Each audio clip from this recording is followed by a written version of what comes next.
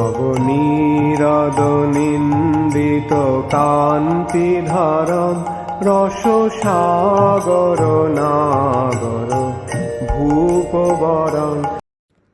हरे कृष्णा, दंडवत नाम। हम लोग श्रीमद् भागवतम के तीसरे स्कंद में हैं, 21वां अध्याय चल रहा है। आज हम लोग श्लोक संख्या 31 से कंटिन्यू करेंगे, 31 से 33 तक। हरे कृष्णा प्रभु। श्रीमद् भागवतम 3.21.31 to 33। हरे कृष्णा।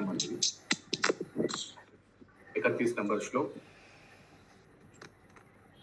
कृत्वा दयं च जीवेषु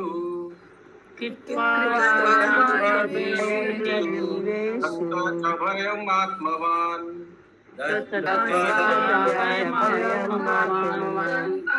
मयि आत्मनं सह जगत्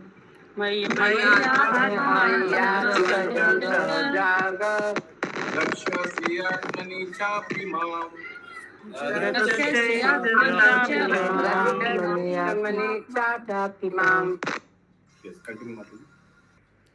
समस्त जीवों पर दया करते हुए तुम आत्म साक्षात्कार प्राप्त कर सकोगे। फिर सबको अभयदान देकर अपनी सहित संपूर्ण जगत को तुम मुझ में और मुझको अपने में स्थित देखोगे। Showing compassion to all living entities, you will attain self-realization.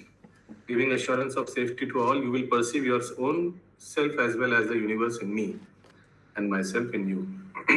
तात्पर्य, यहाँ पर प्रत्येक जीवात्मा के लिए आत्म साक्षात्कार की सरल विधि का वर्णन हुआ है। जिस प्रथम सिद्धांत को समझ लेना होगा वह यह है कि यह जगत श्री भगवान की इच्छा का फल है। परमेश्वर से इस जगत की आत्मीयता है, किंतु निर्वेशवादी यह इस तदात्मय को अनुचित रूप से ग्रहण करते हैं। उनका कहना है कि परम सत्य परमेश्वर अपने आप को ब्रह्मांड में रूपांतरित करने अपने पृथक सत्ता को खो देते हैं। जिस प्रकार यानी भगवान जब अवतरण होते हैं तो भगवान हम लोग जैसे जीव बन जाते हैं और मक्खन चोरी करते हैं। तो ये कौन समझता है ऐसे? इम्पर्सनलिस्ट, जो निराकारवादी है, जो भगवान का आकार को स्वीकार नहीं करता है। आगे, जिस प्रकार वे जगत को तथा इसकी प्रत्येक वस्तु को ईश्वर मानते हैं, वह सर्वेश्वाद है, जिसमें प्रत्येक वस्तु को भगवान माना जाता है। ओके, सर्व ईश्वरवाद, सर्वेश्वाद, ऑल आर गॉड। आप भी भगवान, मैं भी भगवान, सब भगवान। या आगे, यस, शशि माता जी आपने हाथ उठाया। शशि जसपाल माता जी फ्रॉम जान बाजार।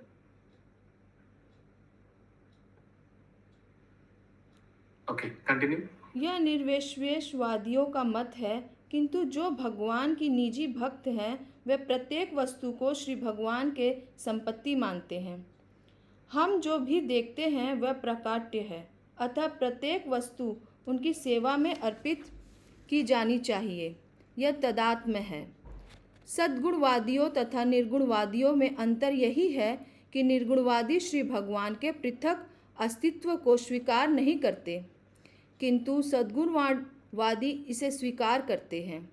वे जानते हैं कि श्री भगवान अनेक प्रकार से अपना विस्तार करने पर भी अपने पृथक व्यक्तिगत सत्ता बनाए रखते हैं।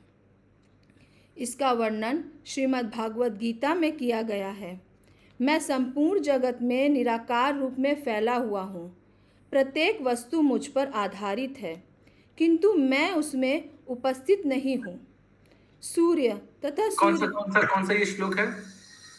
जब जगत अव्यक्त मूर्ति ना, कौन सा श्लोक है?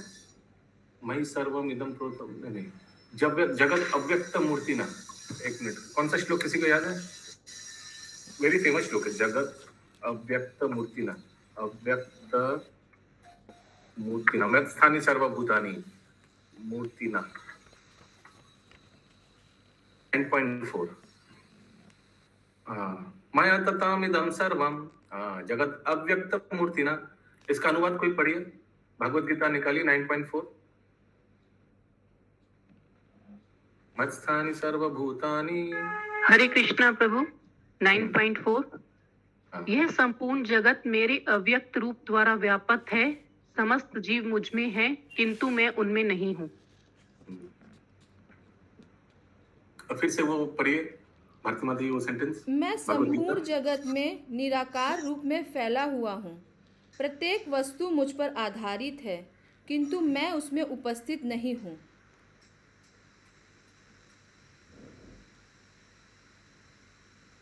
आगे। सूर्य और सूर्य के प्रकाश का दृष्टांत अतीव सुंदर है। सूर्य अपने प्रकाश से ब्रह्मांड भर में फैला हुआ है और सभी ग्रह सूर्य के प्रकाश पर निर्भर है, किंतु फिर भी सभी ग्रह सूर्य लोक में से भिन्न हैं।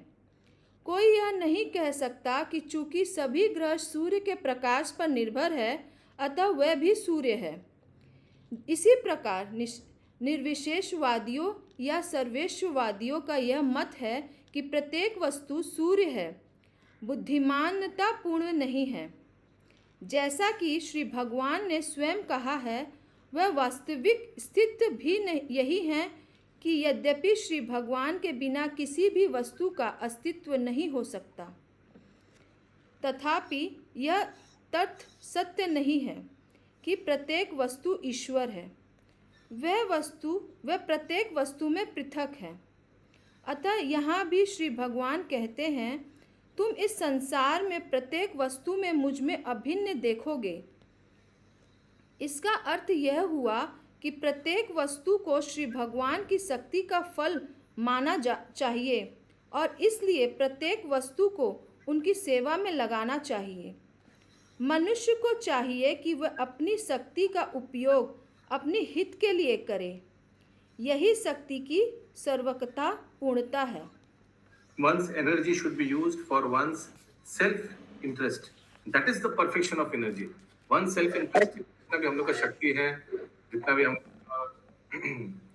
मनी। हरे कृष्ण प्रभु जी, दंडवत प्रणाम। So all should be employed in Krishna's service. कोई प्रश्न है अभी तक? कंटिन्यू माता जी। यदि कोई दयालु हो तो इस शक्ति का उपयोग वास्तविक आत्महित में किया जा सकता है। कृष्ण भावना भावित मनुष्य श्री भगवान की भक्ति सदैव दयालु होता है। श्री भगवान का भक्त सदैव दयालु होता है।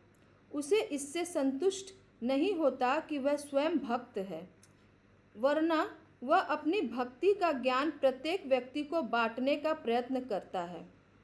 श्री भगवान के ऐसे अनेक भक्त हैं जिनसे इस प्रकार भक्ति ज्ञान वितरण करने में अनेक संकट उठाने पड़े, वरना तो करना ही चाहिए, वह तो करना ही चाहिए।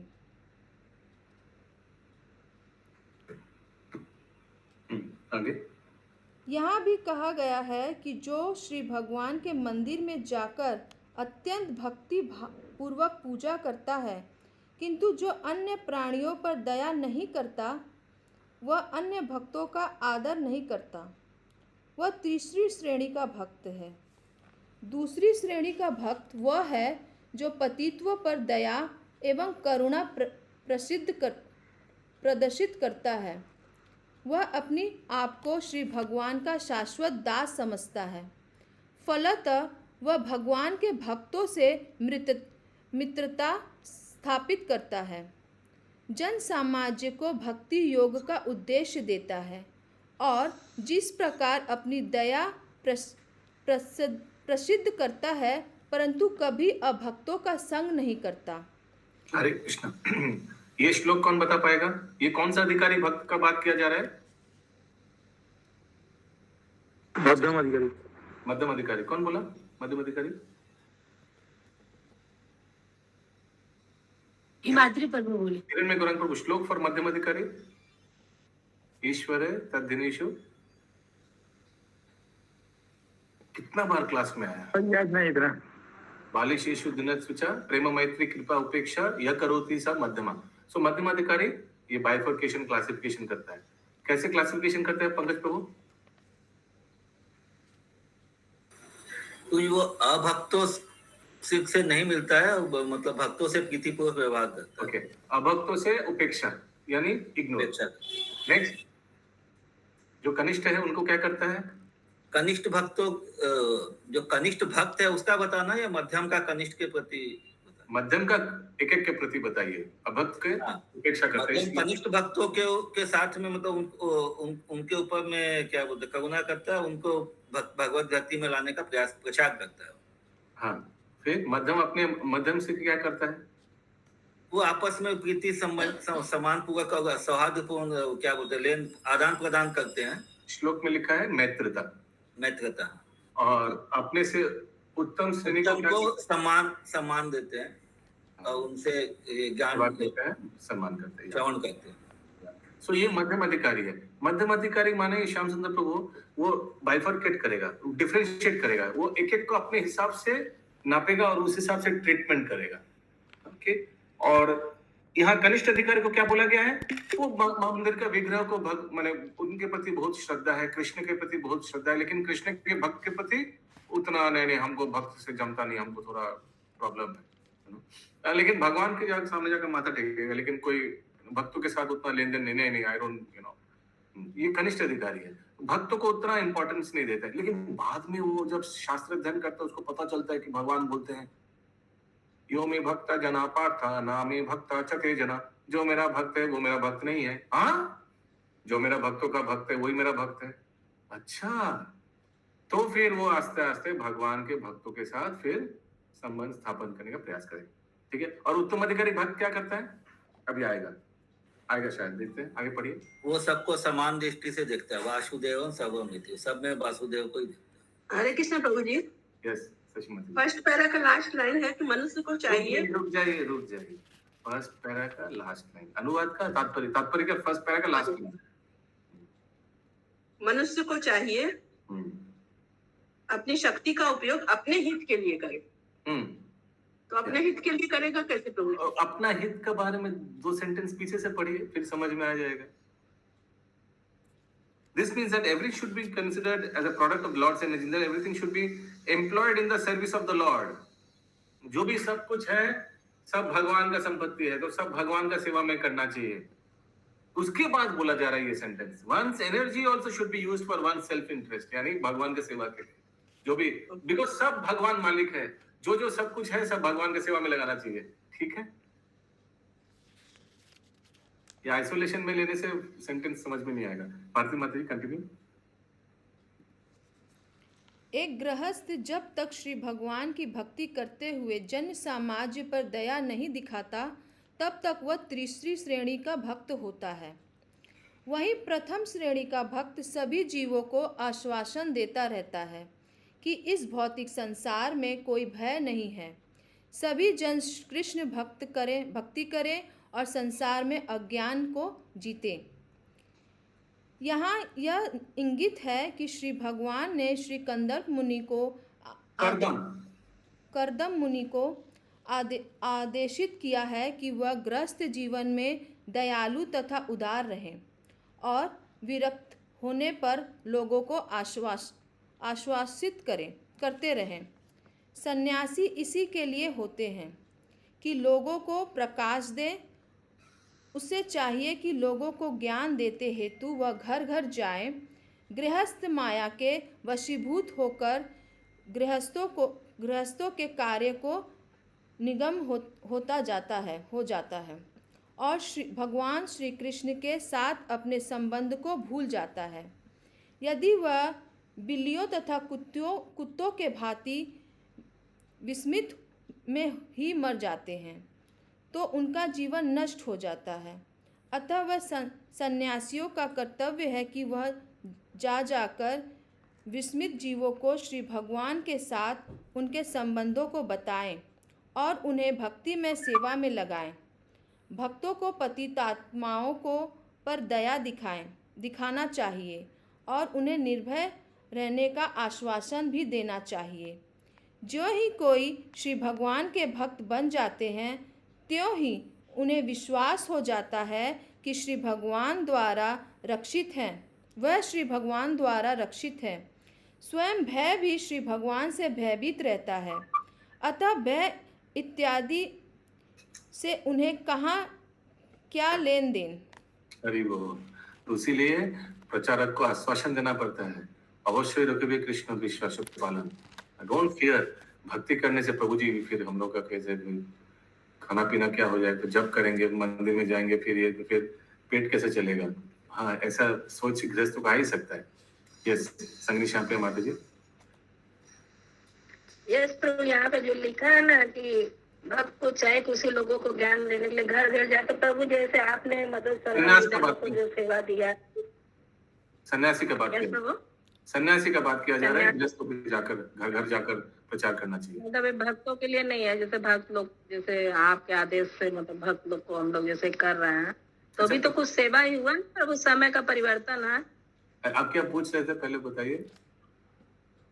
मैं पूछ रही हूँ जो यहाँ पे बोला गया है ना कि भक्ति के लिए मतलब भक्त घर घर जाने का बात बोला गया, तो उस समय के जमाने के अनुसार बोला गया, और अभी जो हिसाब से समय का परिवर्तन हुआ, तो जो भी सेवा भाव हो रहा है, जो आप आदेश दे रहा है, तो भी कुछ तो मिलता जुलता है ना प्रभु, जिस सोए हुए भक्तों को जगाना, विस्मृत ये जो प्रभुपाद ने आदेश दिया हम सभी को, महाप्रभु ने आदेश दिया है, तो घर घर, अभी समय परिवर्तन हुआ है लेकिन घर घर जाने का ये मतलब है पर्सनलाइजेशन। घर घर माने समझना पड़ेगा पर्सनलाइजेशन, इसका हिंदी क्या होगा अशोक प्रभु? पर्सनलाइजेशन समझते हैं आप?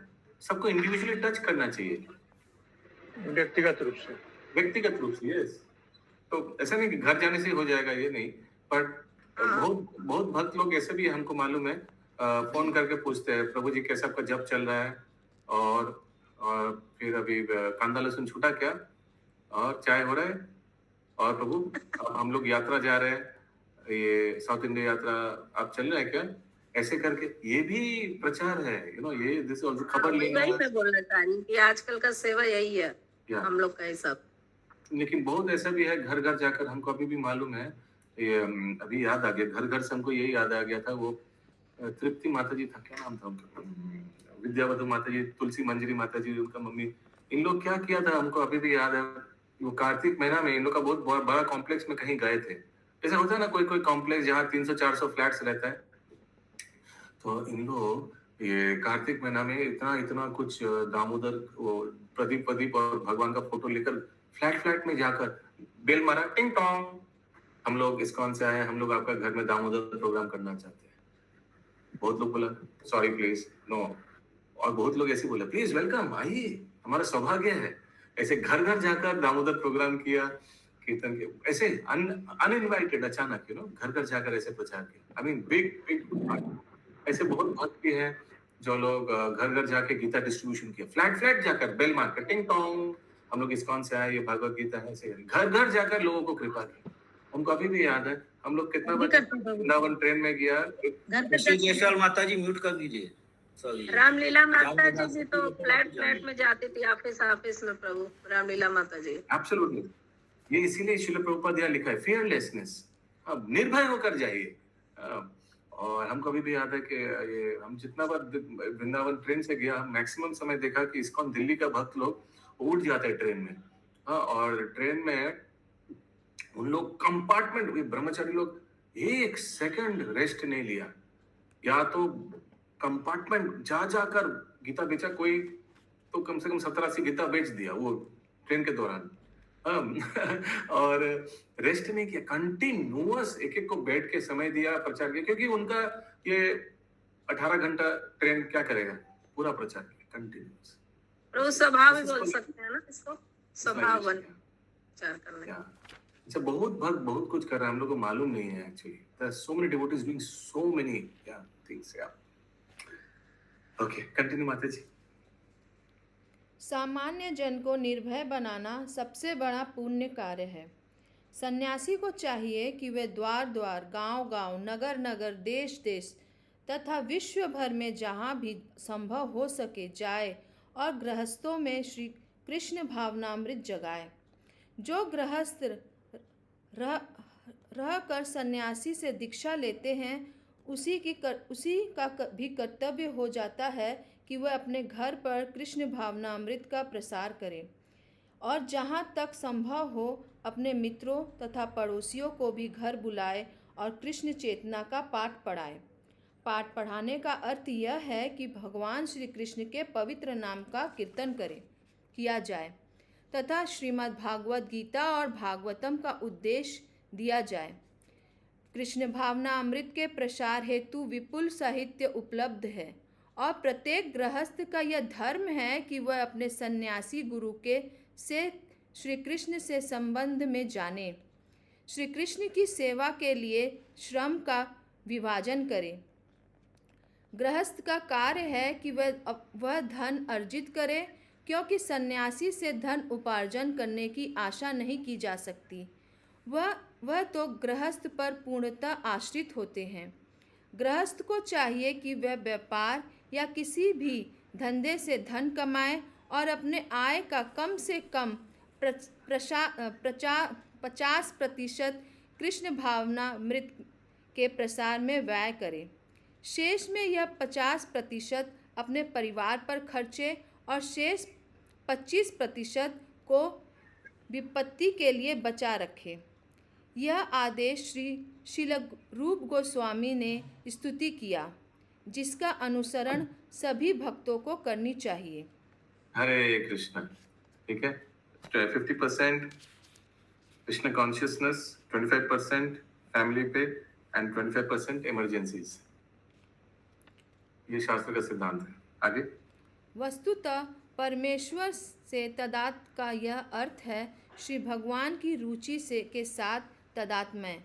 सर्वोपि से तदात्म्य का अर्थ श्री भगवान के समान महान होना कदापि नहीं है। यह असंभव है। अंश कभी भी संपूर्ण से तुलना नहीं हो सकता। जीवात्मा तो सदैव क्षुद्र अंश है। अतः श्री भगवान से उसके तदात्म्य का अर्थ यह होता है कि भगवान के हित में ही उसका भी हित है। श्री भगवान चाहते हैं कि प्रत्येक जीवात्मा निरंतर उन्हीं का चिंतन करे, उनका भक्त बने और सदैव उनकी आराधना करे। श्रीमद् भागवत गीता में इसकी स्पष्ट उल्लेख हुआ है। मनमना भव मद भक्ता। श्री भगवान की इच्छा है कि सभी उनका ही चिंतन करें, उन्हीं को सदैव नमस्कार करें। यही श्री भगवान की इच्छा है और भक्तों को उनकी इच्छा की पूर्ति करने का प्रयास करना चाहिए। चूँकि वह अनंत हैं और अतः उनकी इच्छा भी असीम है, इससे कोई बंधन नहीं है और इसलिए भक्त की सेवा भी असीम है। दिव्य लोक में श्री भगवान तथा दास के बीच असीम स्पर्धा होती है। श्री भगवान चाहते हैं कि उनकी असीम इच्छाएं पूर्ण हो और भक्त भी उनकी असीम इच्छाओं को पूरा करने हेतु सेवा करता है। अतः श्री भगवान तथा उनके भक्त के हित के लिए अपार सामंजस्य है। हरे Krishna. There is an unlimited oneness of interest between the Lord and his devotees. सब सेवा में ही व्यस्त है भगवान के धाम में। The Lord wants to fulfill his desires unlimitedly, and the devotee also serves him to fulfill his unlimited desires. There is no stoppage, and therefore the service of the devotee is also unlimited. उसके लिए भक्त लोग को बैठा नहीं रहना चाहिए, सेवा निकाल के सेवा करना चाहिए। I hope we are getting Prabhupada's instruction here. Prabhupada is instructing us, nobody should sit idle. You should find seva and service and just do it. Yes, Sushma Mataji. आप म्यूट में माताजी। तादात्म्य का मतलब क्या हुआ? सेंटेंस बताना पड़ेगा, मेरे पास हिंदी नहीं है। वही जो अभी पढ़ रही थी माताजी ना, उसका फर्स्ट लाइन, जो अभी लास्ट पैरा का first line. Actually to be one with the एक भगवान के साथ एक होना, तादात्म्य। To become one with the supreme lord means to be one with the interest of the lord. तो अगर कहीं लिखा है कि भगवान के साथ एक हो जाना, यानी भगवान जो चाहता है वो चीज से एक सहमत होना। ऐसा नहीं कि भगवान बन जाना, भगवान में विलीन हो जाना और भगवान बन जाना, वो नहीं है। यस, करुणेश्वरी माताजी। हरे कृष्ण प्रभु। প্রভু এখানে বলছে চিৎ জগতে ভগবান এবং তার সেবকের মধ্যে এক অন্তহীন প্রতিযোগিতা হয়। ভগবান অন্তহীন ভাবে তার বাসনা চরিতার্থ করতে চান, ভক্ত তার সেই অন্তহীন বাসনা চরিতার্থ করার জন্য তার সেবা করেন। অন্তহীন প্রতিযোগিতা বলতে কি বোঝাচ্ছে? भगवान नतुन नतुन प्रोजेक्ट आना है। ও আচ্ছা। अभी हम लोग कलकत्ता वासी को कृपा करेंगे, हम लोग को एक प्रचारक चाहिए, तो शिल प्रभुपाद आप जाना चाहेंगे? यस, हम जाएंगे, तुरंत जाइए, उधर जाइए और प्रचार शुरू कीजिए। तो फिर शिल प्रभुपाद महात्मा गांधी रोड में आए, सॉरी टॉलीगंज में आए। ऐसे माय पॉइंट इज, ऐसे जस्ट उदाहरण दे रहा हूँ, ऐसे भगवान के बहुत प्रोजेक्ट्स हैं। अभी सूतल लोग को उद्धार करेंगे, अभी रसातल लोग को उद्धार करेंगे, अभी यहाँ, अभी वहां, हाँ, और फिर एक एक करके सेनापति को भेजते हैं। ठीक है, so nobody is sitting idle, not Krishna, not his devotees. और यही कृष्ण कॉन्शियसनेस का, यही इस आंदोलन का की है। If you sit idle, Maya will catch you. Engage yourself in Krishna consciousness, services, सेवा। जो सेवा नहीं रहेगा, वो है क्या, इंग्लिश में कहावत है ना, running moss does not find moss, running water does not find moss, ऐसे कुछ है ना। आशीष प्रभु क्या है उसका, जो बहता है वो उसमें श्यावला नहीं पड़ता है। बहता पानी निर्मल है, जो बहता है वो हर समय निर्मल रहता है। एक्टिविटीज से हाँ, यस, या tell me, rolling stone catches no moss. Rolling stone catches no moss. जो पत्थर चलते रहता है, ऊपर से गिर रहा है, उसमें कभी श्यावला नहीं गिरेगा। श्यावला किस में लगता है? जो स्टैग्नेंट है, जो एक जगह स्थिर है, उसमें देखिएगा श्यावला लग गया। इसीलिए rolling stone does not catch moss. इसीलिए be always engaged in service, find service. If you don't have service, find service, make sure, find a project and start a project. अपने लिए करिए। आई रिमेम्बर परम पूज्य भक्तिचार्य स्वामी गुरु महाराज बताते थे कि जिंदगी में ज्यादा भक्त नहीं बनाना है। महाराज ये बहुत बार प्रवचन बताया कि सबसे पहले अपने आप को अच्छा भक्त बनाइए, इतना अच्छा भक्त बनाइए कि आपको देखकर लोग कृष्ण स्मृति हो, भगवान को स्मरण करें। So make yourself such a nice devotee. मैं एक चीज भूल गया था एक्चुअली, जब गुरु महाराज का तिरुवा तिथि आया था, मैं सोचा था एक लेक्चर सुनाऊंगा उस दिन, लेकिन फिर I don't know what happened. I was trying to, Krishna Kishor प्रभु का बहुत सुंदर लेक्चर है गुरु महाराज के ऊपर, तिरुभाव के ऊपर, लेकिन मैं सोचा वो दिखाऊंगा, फिर भूल ही गया, फिर वो दिखाना नहीं हुआ। देखते हैं। I found that lecture, wonderful lecture. वो अपने पर्सनल सर्वेंट थे कृष्ण किशोर प्रभु, एकदम यंग भक्त, और उनका तो बहुत बार ग्लोरिफिकेशन है, लेकिन एक तो बहुत अच्छा लेक्चर है, वो हम हो सके तो एक बार प्ले करेंगे कभी। या तो व्हाट्सएप में डाल दीजिए फिर। हाँ, yes, I can do that, group में डाल देंगे कृष्ण किशोर प्रभु का। किसी का और कोई प्रश्न है? नहीं तो 32 नंबर। मैं आज भी एक लेक्चर सुन रहा था मॉर्निंग में, गुरु महाराज का, ये जब आखिरी लेक्चर, गुरु महाराज भगवान के धाम वापस जाने के आगे आखिरी लेक्चर, ये कोई साउथ अफ्रीका या अफ्रीका का कोई एक मंदिर को गुरु महाराज ने ऑनलाइन लेक्चर क्लास दिया था, कोई ऑरलैंडो से।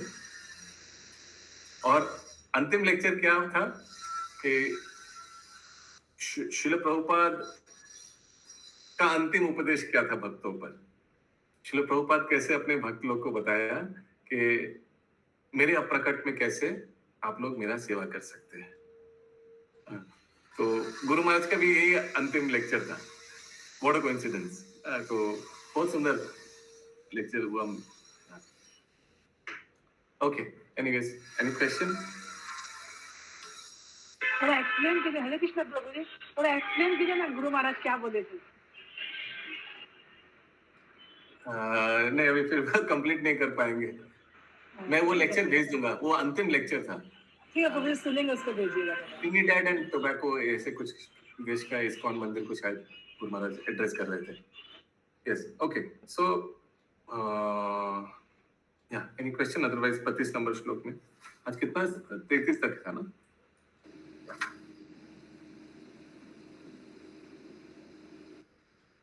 सहाहं स्वं सकालाय स्वद्वीर्येण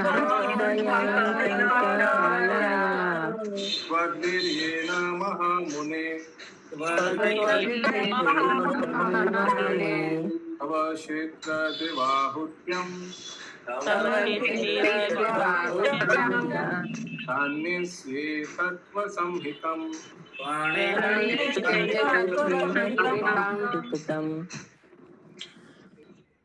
हे महर्षि, मैं तुम्हारी सभी 9 कन्याओं समेत तुम्हारी पत्नी देवदूती के माध्यम से अपने स्वांश को प्रकट करूंगा और उसे उस दर्शन शास्त्र का उपदेश दूंगा जो परम तत्व या श्रेणियों में संबंधित है।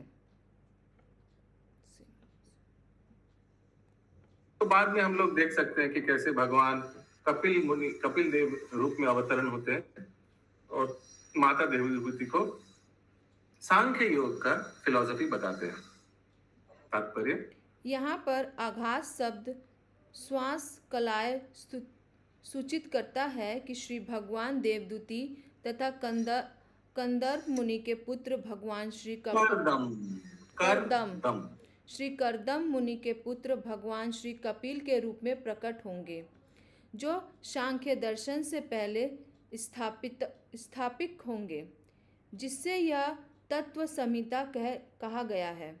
श्री भगवान ने करदम मुनि को पहले ही बता दिया था कि श्री भगवान श्री कपिल के रूप में अवतरित होंगे और सांख्य दर्शन का प्रचार करेंगे। श्री भगवान ने स्वयं इसे सांख्य की स्थापना की, जिससे वर्तमान में उपलब्ध और प्रचलित सांख्य भिन्न है। इससे एक अन्य कपिल द्वारा स्थापित बताया जाता है। सांख्य दर्शन 2 प्रकार के हैं, एक तो ईश्वर विहीन नास्तिक सांख्य दर्शन और दूसरा ईश्वर में आस्तिक सांख्य दर्शन। देवदूती के पुत्र भगवान श्री कपिल ने जिस सांख्य का प्रचार किया वह ईश्वर में दर्शन है। हरे कृष्ण।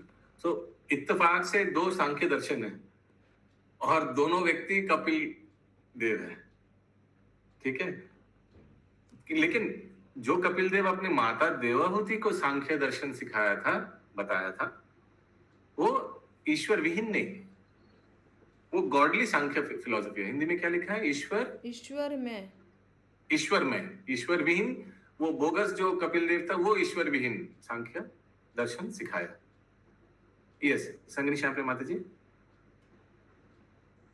यस प्रभु जी, यहाँ पे लिखा है, हे ऋषि, मैं तुम्हारी 9 कन्याओं सहित 9 कन्याओं सहित लिखा है। क्यों प्रभु एक संग क्यों ऐसे? उनमें भी भगवान का अंश था? नहीं, इसका मतलब 9 कन्या भी आएगा, उसके बाद कपिल देव देवावती माता जी से। कंटिन्यू माता जी। श्री भगवान ने अनेक प्राकट्य होते हैं, वह एक हैं किंतु वह अनेक हो गए हैं। वह अपने आप को 2 विभिन्न विस्तारों में विभाजित करते हैं, कला तथा विभिन्नांश। सामान्य जीवात्मा विभिन्नांश विस्तार कहलाते हैं, किंतु विष्णु तत्व के अनंत विस्तार तथा वामन, गोविंद, नारायण, प्रद्युम्न, वासुदेव तथा अनंत स्वयं कला कहलाते हैं। स्वयं में से प्रत्यक्ष विस्तार का निर्देश होता है और कला आदि श्री भगवान के विस्तार से हुए विस्तार को भोक्त है। श्री बलदेव भगवान श्री कृष्ण से विस्तार हैं और श्री बलदेव के अनेक विस्तार श्री संकर्षण हैं। इस प्रकार संकर्षण कला है, जबकि श्री बलदेव स्वांश हैं। हरे कृष्ण। ठीक है, क्लियर है बबीता माता जी? तो जो डायरेक्ट एक्सपेंशन है उसको स्वांश बोलेंगे, और जो स्वांश से जो आगे आता है, स्वांश बोलिए, वो है कला। ठीक है। So first expansion of Krishna is Balaram ji, तो वो है स्वांश। उनसे जो एक्सपेंशन होगा वो कला हो जाएगा। एक्सपेंशन का एक्सपेंशन को कला बोलते हैं। ठीक है, आगे। किंतु इनमें कोई अंतर नहीं है।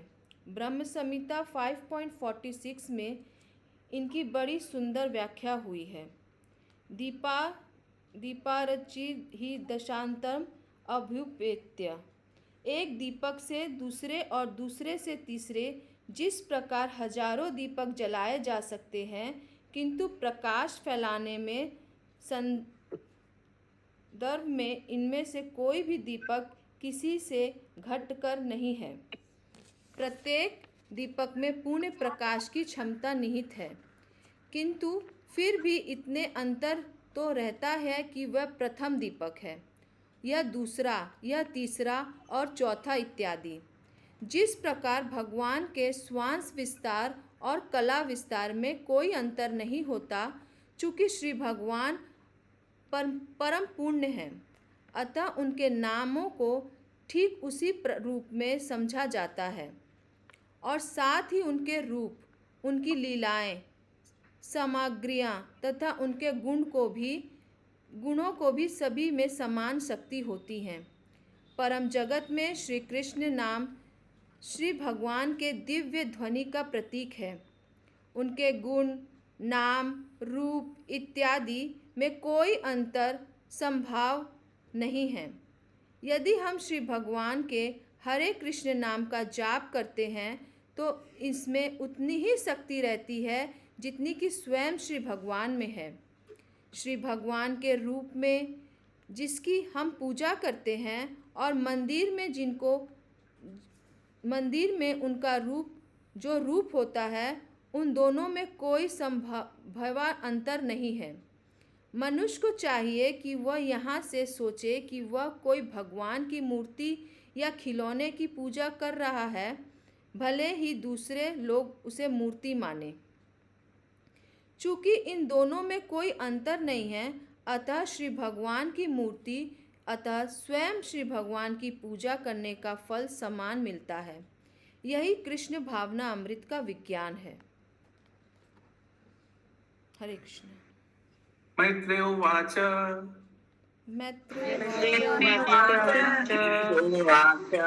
ब्रह्मनुभास्यथ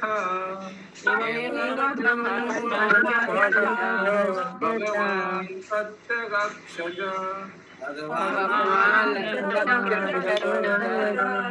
बिंदु परशा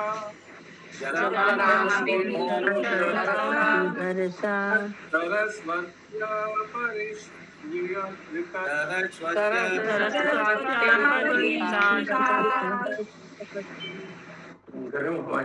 श्री मैत्रेय मुनि ने आगे कहा, जिस प्रकार करदम मुनि से बातें करने में पश्चात इंद्रियों के कृष्ण भावनामृत में नील रहने पर प्रकट होने वाले श्री भगवान जी उसे बिंदु नामक सरोवर से, जो सरस्वती नदी के द्वारा चारों ओर से घिरा हुआ है, अपने लोक में चले गए।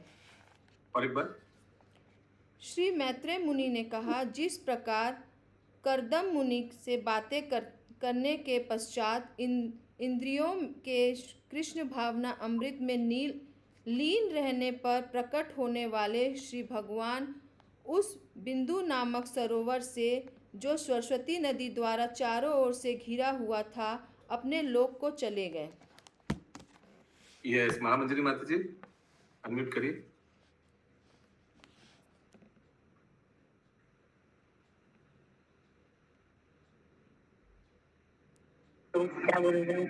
यस, मैत्री मुनि किनको बोल रहा था ये सब? कंदर मुनि को बोल रहे हैं। मैत्री मुनि तो वहाँ विदुर जी को बोल रहे हैं। हाँ, थैंक यू। तात्पर्य इस लोक ये सभी राधिका माता जी। और मुझे ऊपर बोला गया है कि संकर्षण, अच्छा ऊपर से 8 नंबर लाइन में, इसके बाद बोला गया ऊपर इस तात्पर्य के 8 नंबर लाइन में। यस प्रभु जी। रुक जाइए। नहीं प्रभु जी, एकदम पास में जो माता जी पढ़ रही है उससे थोड़ा ही पहले पास में। अच्छा, आप वो पूछेंगे तो आप बता पाएंगे प्रभु जी। ऐसे संकर्षण कला है, और जबकि बलदेव को श्वास बोला गया है, और नीचे बोला गया इसी प्रकार भगवान के श्वास और कला में कोई अंतर नहीं होता। हाँ। तो प्रश्न यही है कि जो बलदेव से संकर्षण आया, भगवान से बलदेव जी आए, संकर्षण है तो वो कला आ गए। वो बलदेव जी श्वास है और संकर्षण कला है, मतलब जो बलदेव जी से आए वो संकर्षण है। और नीचे बोला गया है कि दोनों एक ही है। एक ही है दोनों में अंतर नहीं है, दोनों में अंतर नहीं है। जैसे दीपक से दीपक जलाए जाते हैं तो कोई अंतर नहीं होता, सब दीपक समान ही होते हैं। तो वैसे दोनों में अंतर नहीं है। तो उन लोगों को दोनों को नाम अलग अलग दिए गए प्रभु जी, क्यों? श्वास और कला नाम अलग अलग क्योंकि व्यक्ति अलग अलग है। मतलब नहीं, जैसे एक तो को कला बोला गया, एक को श्वास बोला गया ना। श्वास का श्वास तो कला होता है, अच्छा, उसी में बोला गया। क्वालिटेटिवली दोनों सेम है। या नीचे लिखा है, फिर प्रभुपाद जी आगे बताते हैं सेम पोटेंसी सेम है। हालांकि आगे कोई तर्क कर सकता है कि अरे भाई इसमें तो 62 क्वालिटीज है, उसमें 58 है, इसमें ये है वो है।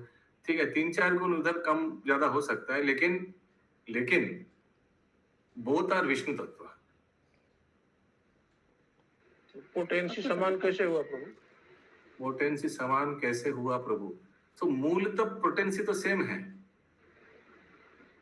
जो विष्णु पोटेंसी तो गुण संपन्न होने का ही कहा जाता है ना। हाँ, वही तो मेन जो भगवत का है वो तो सेम है। बलराम जी में जो है संकर्षण में भी है। सत्ता सेम है लेकिन गुण जो है अलग डिफरेंट है। गुण डिफरेंट है। भगवत्ता में बात कर रहा हूँ, भगवत्ता वो दोनों में है। वही बात हो रहा है इधर। अच्छा, थोड़ा कुछ अलग हो सकता है। जैसे रामचंद्र जी मर्यादा पुरुषोत्तम है और कृष्णचंद्र जी लीला पुरुषोत्तम है। So, थोड़ा अलग हो सकता है these things, but भगवत्ता दोनों में both are विष्णु तत्व। So in that sense both are same potency. Okay.